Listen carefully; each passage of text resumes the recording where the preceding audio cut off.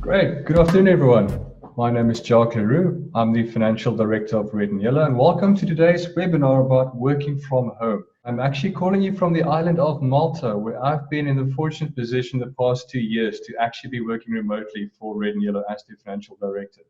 Now, those of you that don't know, Malta is a small island off Italy, specifically at the heel of Italy. If you look at the map, you see the island. That is not Malta, that is Sicily. If you scroll down and zoom in even further, that smaller island, that'll be Malta. Yes, we are small, but we do have internet. And thanks to that, we're actually able to chat today. I firstly have to actually, and pertinent to what we discussed today, welcome you to my house. This is my home. This is where I live. You'll probably hear the dogs bark in the background every now and again. You might hear the doorbell ring. And this is the reality of the situation we could discuss today. The fact that we all are going to be working remotely from our homes or from any other location. And specifically for that is, I want you to realize that things will happen. Things probably might go wrong. I do not have tech support standing right behind me. The lighting today isn't at the best at the moment. So I'm supplementing natural light with a spotlight to the right-hand side of me. So I think it's our responsibility specifically to try and see how we can make the best of the situation. And today I'm going to use quite a few of the tips and tricks I've learned over the past 2 years. And I hope that you'll be able to find value from that and try and impart as much knowledge as I can. I regard myself as the eternal student, so I always look for other ways of incorporating new technologies and ideas into what I do personally. It's not a foolproof method, so please feel free to add to that and make it your own effectively as well. Now, again, I remind you of the fact that I have muted your microphone, so I won't be able to hear you speak for various reasons. I think you might want to consider closing your camera, although I would like to see you as well. If you'd like to raise any questions for those that are new to the session, I see we have a few submissions as well. If you're new to the session specifically, on the bottom right-hand side, depending on your platform, you'll be able to see a chat function. Please feel free to send the questions through during the course of the session. Afterwards, we will have a Q&A session. I will start answering those that I feel the team might feel value of. What I will do after the session, though, is answer every single question individually, and I'm more than happy to have a one-on-one session with you if you have any further questions as well. I think first things first. We are working remotely. It is not impossible. I think let's all have a big sigh of relief for the fact that we are sitting here and able to chat the way we are today. It's in our ability to make this session and any future sessions as efficient, enjoyable, and practical as possible. So just be mindful of the fact that you are not alone in this session. Now, I'm going to ask you quickly to do a poll for me, and I'll respond to a question that I'm going to send through to you. For those of you that are using a Mac, you might want to physically prompt the poll to actually pop up. I'm just going to move the screen, sorry. So if the pop-up comes through, quickly submit that through. I'm going to see the votes being casted as they happen. You might need to physically prompt it by selecting the poll option in the center bottom screen. I can see the results are starting to come in, so thank you very much. I'll get back to the results as soon as we're through to that. It's just for me to assess what level we are currently at. How many of you specifically had made use of the poll before? And if you are new to the poll specifically, to see if you can actually use that functionality going forward, I'll refer to the results of the poll and share them as well. Now, I'm going to share with you one of my specific quotes that I actually quite love, and I quite refer this back to the company that I work for as well. So, the future is uncertain. And it's in this uncertainty that we are actually creating things. Remember that all of us experience this as a time of anxiety, as an uncertain time for us. But it's also an opportunity. I would like us to acknowledge the fact that in this uncertainty, it is in our ability to actually embrace everything. Remember that it's those people that think outside those boxes, those innovators, those creators, that actually start pushing technological advancements as well going forward. I'd like us to acknowledge the fact that none of us were prepared for the current situation. Hence, us trying to delve into the communal efforts of those preceding us and specifically learning from others' mistakes that they might have made, but also from others' experience. So the results of the poll, I'm actually going to end the poll now because it seems like about 90% of you already actually submitted that. I'm also going to quickly, for those that are coming late into the session, you'll notice that I'm inviting you manually just to manage that, also add them. Great, the poll is in. 63% of you had actually worked remotely before, and of that 63%, 58% normally work from home. So I think it's about a 50-50 split, which is good to know, because I'm actually going to the next session and specifically to tell you in what sections I'll be discussing today's session. I've broken up today's presentation into three areas. Firstly, it might seem very basic, but I'm going to discuss to you how to set up the perfect home office environment. Secondly, I think most of you are joining us today to exactly find out the tips and the tricks of actually managing a remote working environment and specifically a meeting with your team. And then lastly, I think for those of us that are more senior managerial positions, I'd like to go through a few things that we as a company need to consider or as a remote team as well. Now, first things first, setting up your home office. If you're anything like me, and the idea was pushed to you to be able to work from home, I think you all have the ideal office environment that you actually set up at your house in mind. So in my mind specifically, this was the ideal picture. You had perfect lighting, you had memorabilia all over the place, you had the most state-of-the-art equipment lying around, and a lot of space. But in reality, this is probably what most of us are facing at the moment. If you sit at home, you have kids, you've got children, you've got pets, you've got quite a few things that actually hamper your ability to work effectively. And quite frankly, that is all right. We are all in the same situation. It's not the end of the world. So the first tip I can give is not actually a tip. This is actually something I want us to have as a groundwork or basis or foundation for all discussions going forward. And it's the fact that when you bought your house and you signed your lease agreement, you did not anticipate the fact that you're going to be working from home. So it is fine. Make do with what you have. If you find yourself trying to budget or buy things differently, you're probably overkilling. I've seen quite a few home office setups specifically built in wardrobes. You do not need a separate room in your house to be able to work effectively. Some of you might actually find that working with your laptop on your couch is quite effective.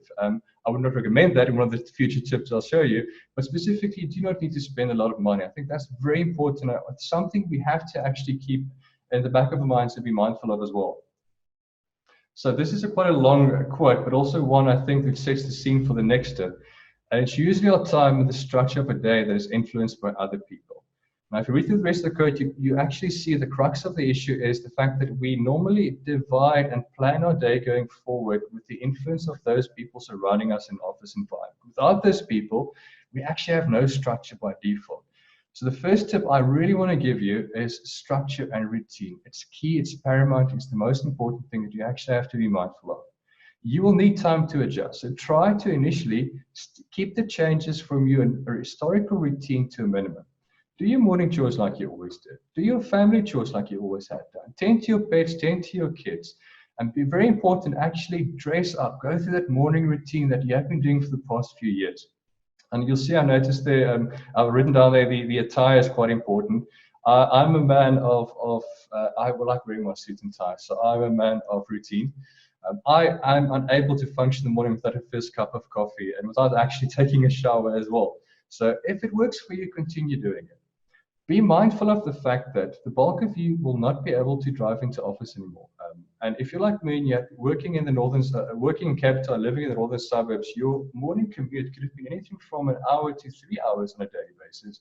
So be mindful of that you actually have that time at your disposal to use more effectively for doing other things, which could include being more proactive and starting your day early at the office, but be mindful of the fact that you have an 8-hour day, which could mean that you could actually leave your office environment quite earlier, but also make use of the time to tend to your kids, your families as well. Great. I actually can't stress it enough. Plan your day, but don't plan it in isolation. Yes, you'll be governed by your existing routine, management's expectations and deadlines, but you are in control. So jot down the things that you want to achieve during the day and hold yourself accountable for that.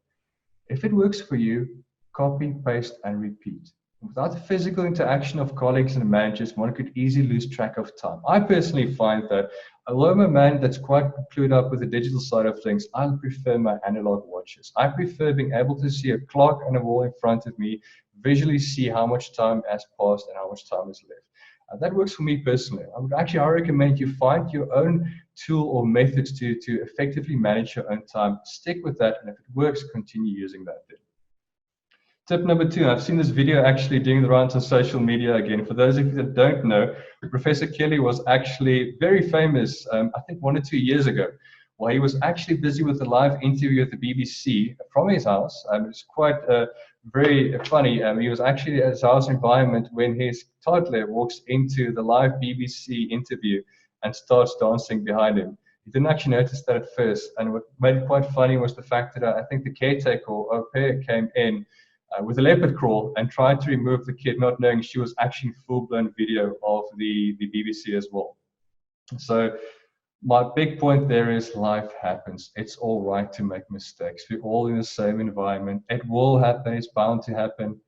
Please do not feel that you're alone in any situation like that. FYI, there was a follow-up interview with Professor Kelly. He's doing fine now. He embraced the fact that he was the laughing stock of the entire world, but we're all in the same situation with him though. So things will not always go as planned, and that's all right. Acknowledge the fact that working from home will not only be different, but it will pose its own challenges. So as long as you recognize them, either embrace or adapt to them, you will be fine.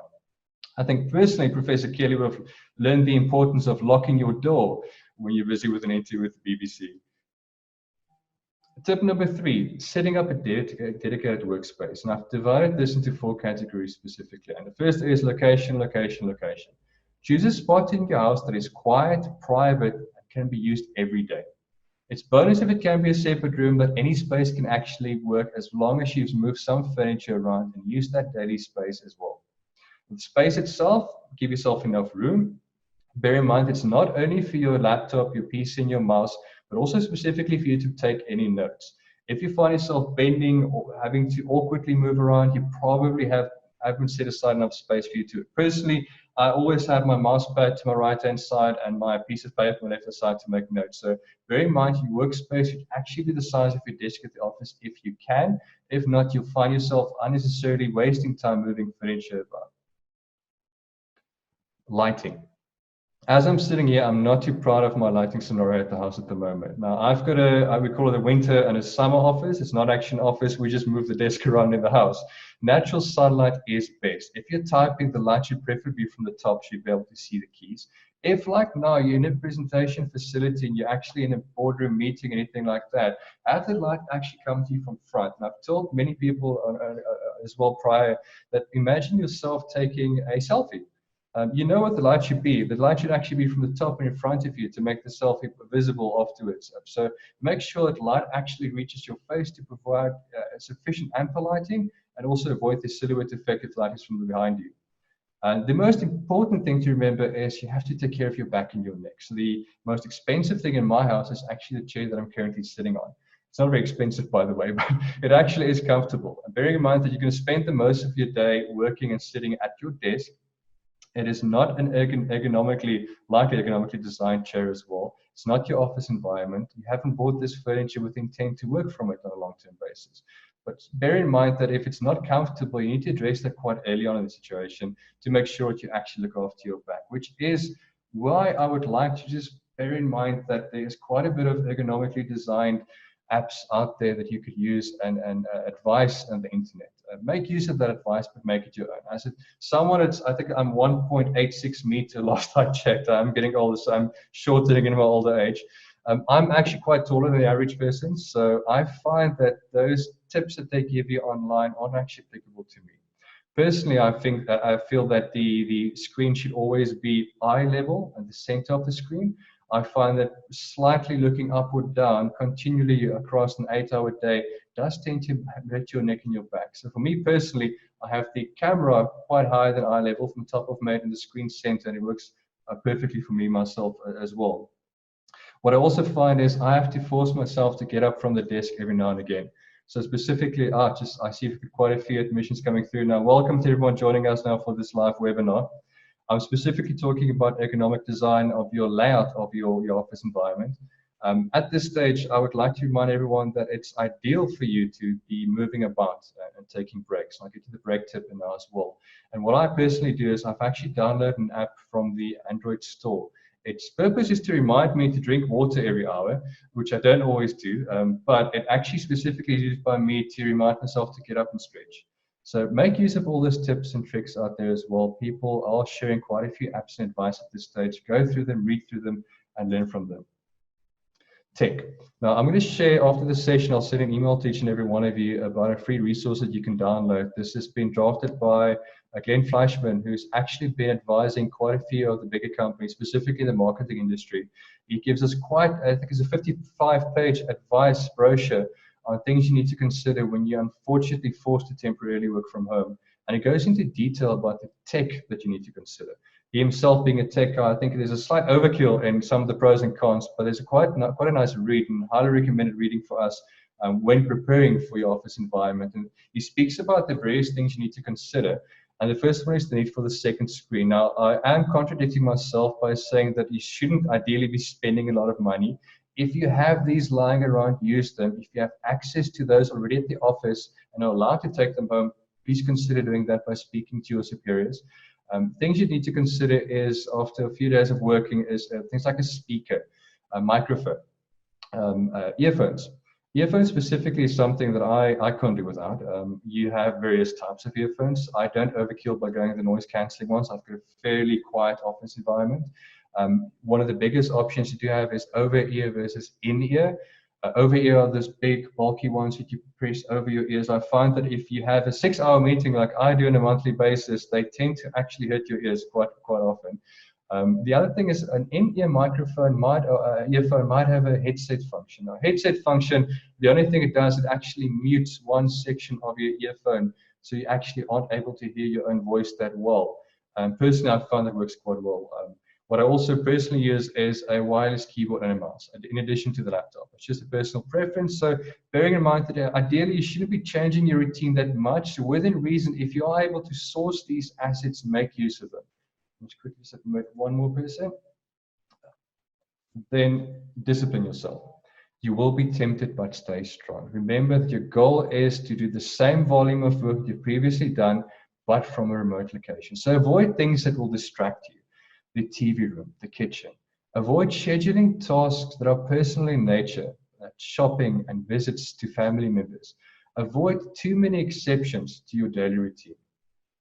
Specifically sleeping in late if you don't normally do that, or ending your day too early if there are expectations of you to actually keep to a specific routine.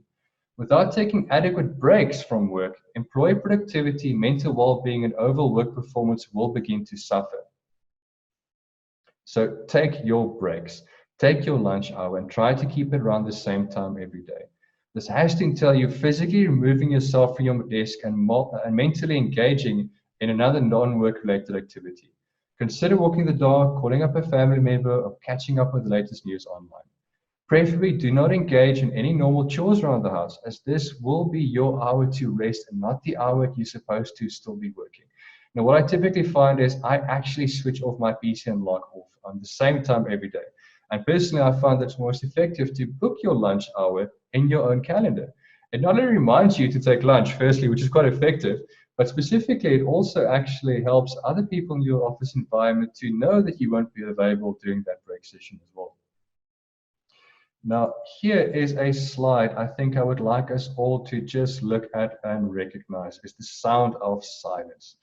You are in an office environment historically, and you are used to a certain ambient noise level, whether it's an office chitter-chatter in the background, or chairs being moved, or the pitter-patter of feet in the background. There is always ambient noise wherever we are. Now, they've done some scientific research, and the average sound in an office is slightly higher than a whisper, but lower than the TV in the background. So bearing that in mind, what I personally find is switching on something in the background just for some background noise really helps when you're initially new to the remote working environment.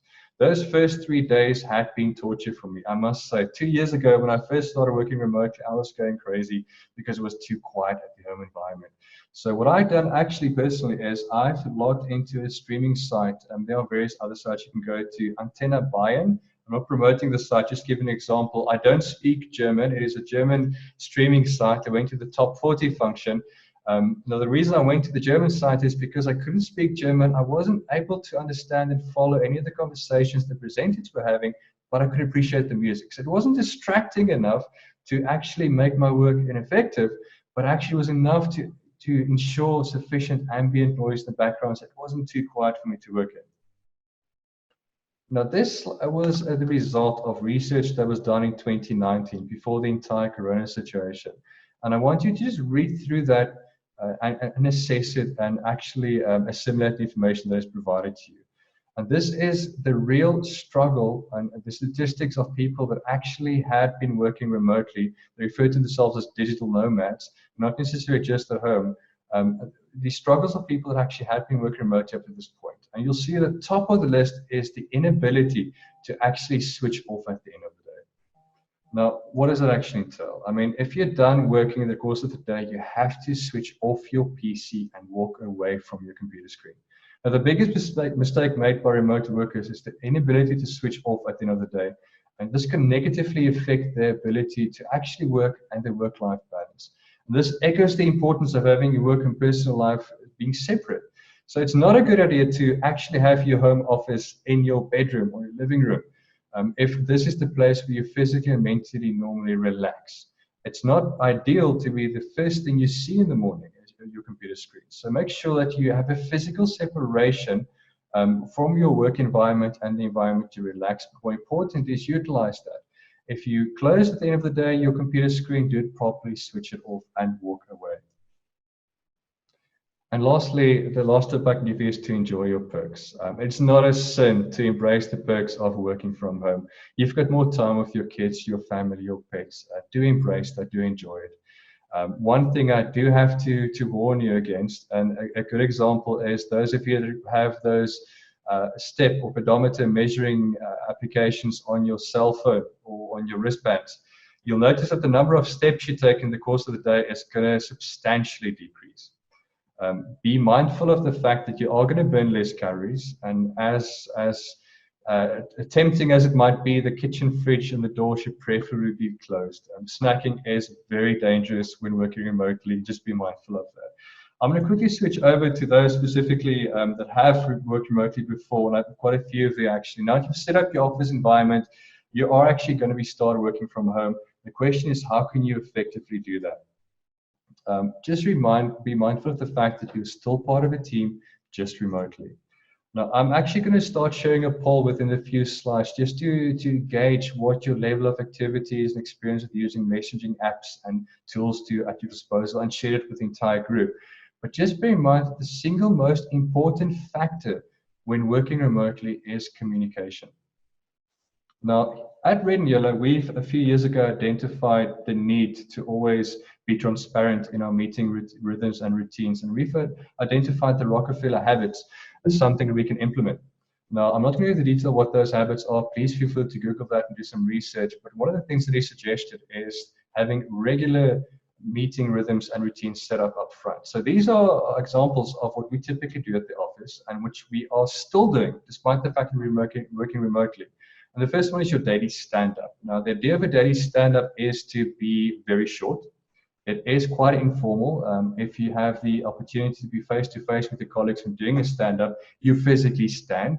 It forces you to actually break the habit of sitting down. So a physical stand-up or daily stand-up is something that you actually have a slight structure in it, despite being informal in nature. You always start the session off with a celebratory victory of a win from the previous day. So ask your colleagues, what had they done that previous day that they can celebrate, either work-related or not, and share with the team. During this session, each speaker will have about 3 to 5 minutes to speak, so keep it short. And we actually try to align ourselves with our workloads for the entire day, just so that everyone, especially managers, are aware of what is being done by colleagues during the course of the day, and tell ourselves accountable for that. And also make use of this opportunity to discuss any challenges or any other business that you might be facing for the day, and then ask for help, very important. Also have your weekly meetings. These are typically longer, they're structured. I would always aim for a 1 hour meeting, regardless of the size of the team, because it's the volume of work that determines the meeting length, not the number of people in it. So always keep an agenda, have action points. Appoint someone to take notes. If you feel the team is too short, perhaps you call the session if it's going to be remotely. The purpose of those meetings are to track against metrics and results, and measure yourself against the company goals. Either your company goals, or if you're a smaller team, the team's goals for that specific month as well. Then your longer monthly meetings, those typically that are more than an hour, like a board meeting or an exco meeting, are the ones that are normally leadership driven. Those are the ones that discuss performance and revise strategies. Now, you've identified the need to meet. You know the importance of actually communicating with your team. The question is, what channels will you use? Now, prior to the entire current situation, December 2019, there was a quite extensive investigation done, not only with remote workers, but companies in general, to see and assess the situation of all the businesses in America specifically, for the readiness to be able to work remotely. And it was found that 77% of the participants agreed in the next 3 years, we all be able to work remotely and be able to use various tools at our disposal to be able to have sessions like this, one-on-one interactive sessions. The question you might ask yourself then is, are we ready for that in South Africa? And they've done additional research, and I must apologize, it seems like the right-hand side of the slide isn't too legible, but just to show you, the assessment that was done proved that 88% of people currently engaged in remote desktop working sessions like we are now are already busy with remote video sessions and prefer using video. And don't be biased. What the right-hand graph actually shows you is that 91% of people that are currently using remote meeting facilities already have technology that can have remote video sessions incorporated into that. 84% of them are the baby boomers and 96% are Generation Z. Despite the age of the participant, due to technology being so readily available, everyone is actually capable of already having remote video sessions with their teams. Now, what channels do you use? Now, I was very vocal with the fact that I started working remotely with my company, and they'll laugh at this now, that I was quite frustrated the first week. It was my own fault. I didn't properly communicate. I actually had someone at one stage send me a Skype message to check my WhatsApps that referred to an email they sent about a question they raised on Zoom. This while I was actually busy with the Zoom meeting. So to stop that, I would highly recommend to identify 3 things up front and set the groundwork and lay the foundation. Is firstly, decide upon a primary messaging method or app. It can either be email, SMS, WhatsApp, Hangouts, or whatever currently is being used by the company. Just embrace that further. It doesn't have to be a very expensive solution. Quite a few of them are already free and are used by staff members. A good example is WhatsApp. Everyone actually uses that at the moment, what most people do. It's not necessary to be acquiring something like Slack, which is a more business-oriented platform to discuss things with your colleagues. Decide upon a primary method to actually call. Now, please bear in mind that whenever you work remotely, you do not only have to use your computer. The telephone is still there, landlines are still there, cell phones are still there. Just be mindful of the fact that there is a certain cost element involved in that. So if you're not using an app, decide on what other method of call, what other tool you'll be using, and will be at disposal of the rest of the staff to enable that to be used those functionality to be used most effectively. Then select your primary method to video call. It can be Skype, it can be Zoom, it can be Hangouts, and then stick to these. Very important. Once you've decided on primary app, only focus on that and tend to use it over only that app going forward. I'm going to quickly share a second poll with you. If you can actually just indicate to me what applications are currently being used by your company. I'm going to quickly share it, and we can discuss the results as they come in. Now that you've decided on the various methods and channels of specifically speaking to your colleagues, you have to set boundaries. And I refer to this as the etiquette of being able to communicate. Now, firstly, establish the use of the status function. If you're available or busy, use that functionality going forward, and respect that. If a staff member actually has a do not disturb message in his Skype or his Hangouts or whatever functionality he's using, please respect that going forward. Check before calling. Even if you had set a meeting in a calendar, it's just common courtesy and decency to do that. Limit the amount of time on apps and calls and meetings to enable effective work time. Now, the knee-jerk reaction for any single company is to try and have as many meetings as possible during the course of the day, especially that first few weeks, just to try and have the rhythm going. A good example is the fact that yesterday I was stuck in meetings for 6 hours of the day, which I loved, to be able to speak to my colleagues, but it did force me to work quite a few hours after hours, which wasn't actually the ideal situation for me specifically. So very important is acknowledge the fact that this is new to everyone. We ought like to see our colleagues, but the finance wheels, the operational wheels of business still needs to keep turning. Point number 4, keep it structured. We have a rule in the company, no meeting without an agenda, and I recommend you actually follow that same rule. It does actually allow everyone in the company to know what to expect during a meeting, but also guides the participants in the meeting as to what is expected specifically to be the outcome of that meeting. Reduce background noise to an appropriate level. Do not get distracted. Nothing is as distracting when you have a one-on-one conversation with someone, but you notice the attention is actually not towards the screen. Dress the part. Remember that you are actually still representing the company, especially in a video call. If you have third-party participants outside the company environment also joining the meeting, be mindful of the fact that you are still representing the company. So I'm not saying that you should wear your suit and tie in every single meeting, but just be mindful of the fact that you are still representing. And then very importantly, you're only as strong as the weakest internet link in your group. Now, I'm going to spend some bit of time on that though. Be conscious of the ability of any one of your staff members to actually frequently dial into a meeting. Remember that in a home environment, they might not be the only person in the house environment specifically making use of their bandwidth. They may not be the only people actually specifically making use of a computer if it's not office supplied. So bear in mind that even though you set up meetings in the calendar, not all staff members actually have the physical ability to adhere to a meeting request. Also specifically consider the cost. Bandwidth these days, although readily available to most people, is not very cheap. Fiber hasn't been rolled out everywhere in South Africa yet.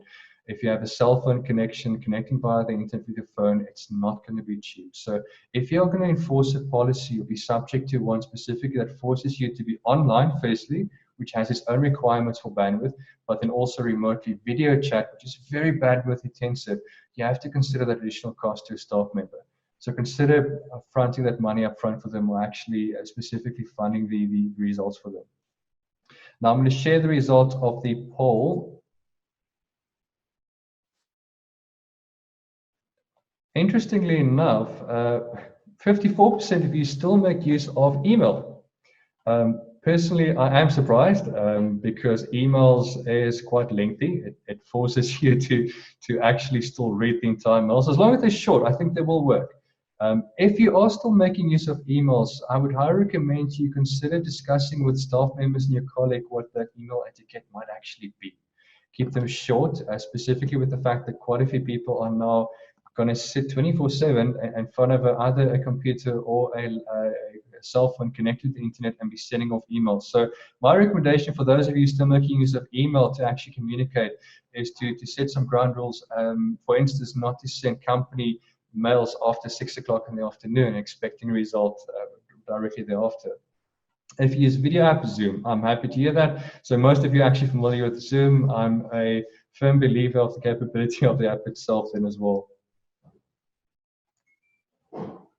Great. The last thing is the fact that you have to acknowledge the fact that communication has to go both ways. Daddy or mommy is busy now. Please do not disturb me. Prep your household beforehand if you work specifically from home, if it's going to be a meeting that you have. Professor Kelly aside, this is something that you always have to have a house rule for. It could either be a code of lights, it could be a locked door, but have your family members respect that, but communicate that to them up front. If a situation pops up, do the right thing, let your peers know. If a meeting was set in your calendar and you won't be able to make it, nothing prevents you from quickly popping a message to whoever sent the message or organized it.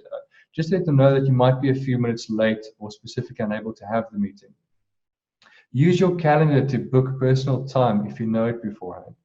Just because you work from home doesn't mean you have to apply for a prolonged, you don't have to apply fully. Remember that, yes, you are working from home, and some people do interpret this as being on leave. You do have certain expectations and legal requirements. I'll get to the next slides as well, so bear that in mind. And if I can just recall the previous statistics shown to you guys, just remember that 1 out of 5 people that work remotely struggle with loneliness. And it's quite a sad fact that quite a few of us are so used to working with our colleagues that mentally it's going to be extremely difficult to now be either working alone or completely working in a situation where your access to your colleagues and be able to chat to them isn't actually something that can easily be done. So the importance of having fun is not something that I think we should be forgetting as well. Staff need to connect, so consider starting each day with a chit chat. We actually implemented that in our finance team this week, where every single daily stand-up is preceded by a 15-minute session where we chat about anything. There's no structure, there are no rules. We chat about from things, what recipes we had the previous day, something funny that happened. problems, frustrations at home, interesting jokes, anything. The idea is to actually replicate what we refer to as the water cooler chat, the water fountain chat that the Americans refer to specifically. Share your day with the group within reason. Have that virtual coffee every now and again. It's not impossible to have a virtual meeting with a coffee session with a colleague remotely, specifically with video applications these days. And if possible, introduce regular game events and incorporate the larger group or office. If you Google that these days, you'll find that the ability to actually play games remotely is something quite a few of the bigger companies still do. I saw one last night where the ability to collectively build a puzzle and collaborate on that is quite new in the industry and something that quite a few people actually start embracing. One thing that you also have to consider is the fact that we are now being forced to work remotely and the cloud cannot be underestimated. Discuss with your IT department or decide internally the best way of storing data and collaborating on data. If you are like me and you used to share documents with the team and suddenly you're working remotely, you typically tend to save them on your desktop. Remember, that's not quite safe. Things will get lost. So beforehand, before you really get structured into the working from home environment, ask your IT department, if applicable, where you need to save your documents. If it's a cloud or Google-based environment, where it needs to be safe, but specifically how you can ensure that people can collaborate on those documents.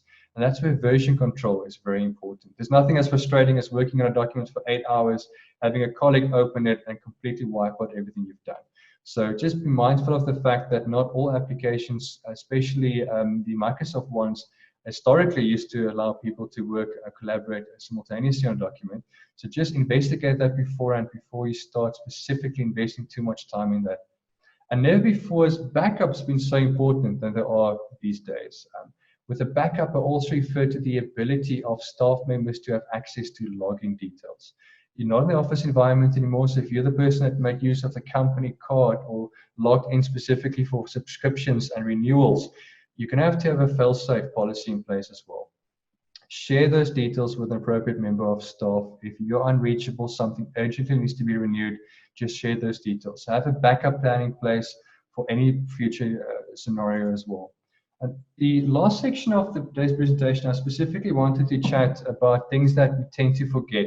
Now, this is aimed more towards the more senior level of employees, but I think specifically, if you yourself are involved in this, perhaps you might want to raise that with your superiors.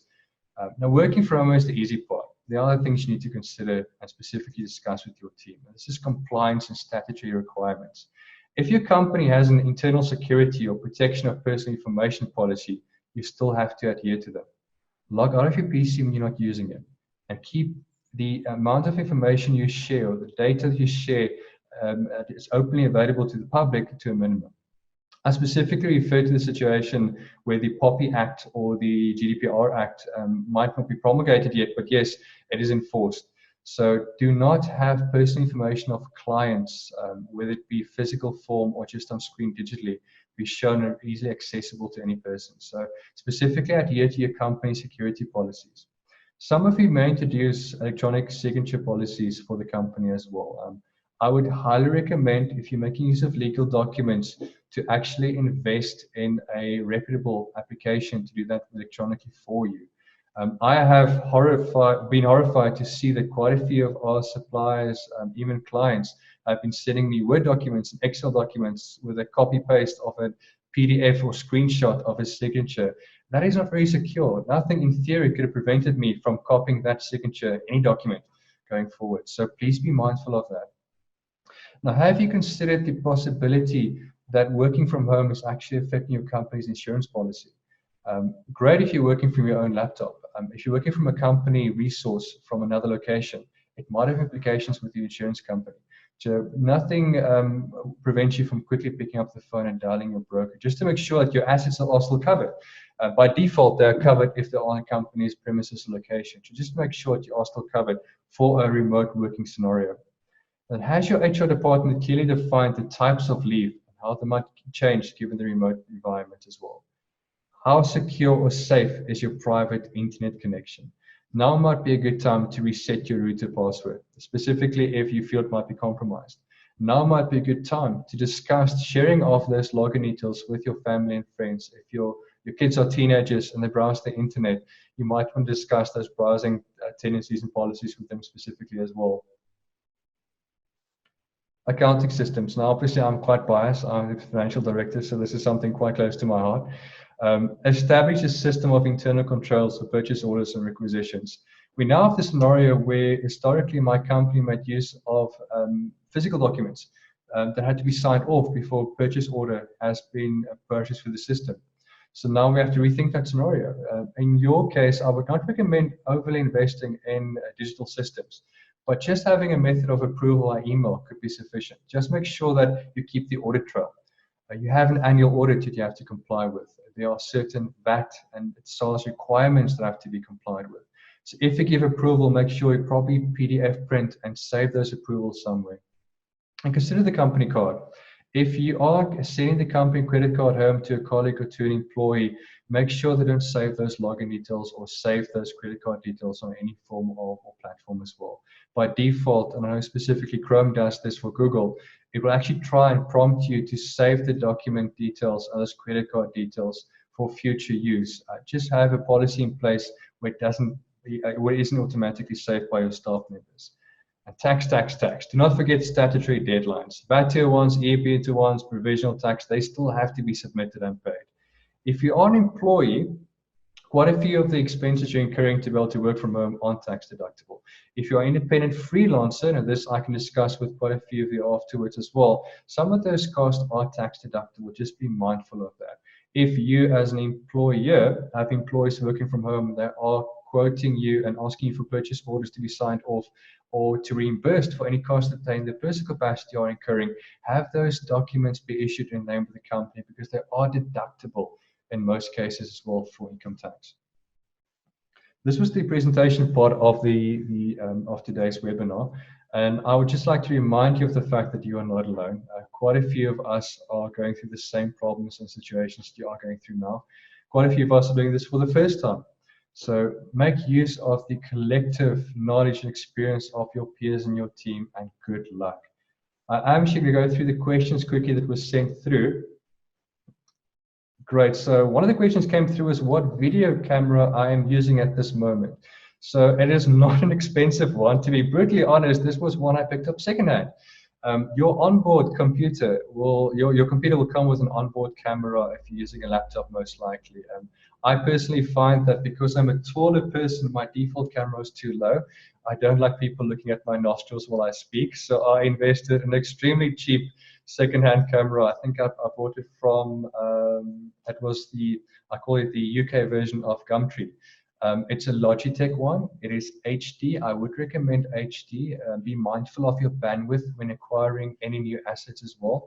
Specifically something that has 1080p data going through a line connection speed.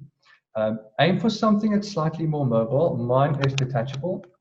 So if I'm mobile throughout the house, which I regularly am, I can actually clip mine to any screen as well. Specifically, invest in something that can be used quite a few times. If you are going to be mobile in an environment, invest in something that can handle mobility. Quite a few of the non-Logitech ones I know are a bit more expensive, but they aren't mobile. One of the questions I see specifically is what application I'm using for presentations and slides. My company embraced Google, and I'm so happy with that. So Google Slides is, I think, the digital version of PowerPoint, to be putting it quite frankly, very user-friendly. Most of the Google Suite applications are free. If you are a business, for a very small monthly subscription, you can have your entire company set up in a Google Suite. It gives them access to Google Slides, which is the PowerPoint application, as well as the Google Sheets and Google documentation function as well. It does also give your company access to the cloud for Google saving and collaboration. Another question came through was whether we are coping working remotely. Yes, we are. Red and Yellow, and I must be very proud when I'm saying this, as being gearing itself up, and we are the industry leaders, I think, in remote education and the ability to actually facilitate students working remotely. We are not closed. The company most definitely still is open. We are working remotely. Quite a few of our students are actually now now in discussion with the lecturers, specifically on how to facilitate the onboarding of the normal face-to-face interaction had with the lecturers in a more digital format. And I'm proud to say that it is working. We are most definitely at the forefront of this communication channel with our students, and it's working quite well. I am super proud of the ability of our students to embrace technology and to actually be able to raise these concerns up front.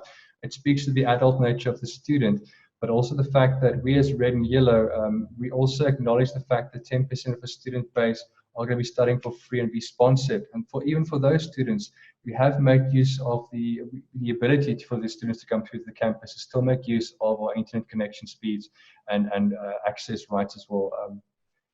I'm not seeing many questions coming forward. If you'd like to raise a question, I remind you at the bottom of the screen, there's a chat icon. If you select the chat icon, you can type a question. Only I see those questions. The questions you post aren't recorded, so they are considered quite private. So I will go through every single question sent to me individually and send the responses in a Q&A format and template going forward. If those are all the questions for today, I thank you for your time. This is the first of many webinars that Red and Yellow will specifically be hosting and presenting to our clients. Please feel free to rate us afterwards by making use of the customer@Red and Yellow email address and raise any concerns or questions you might have. Thank you very much and have a great day.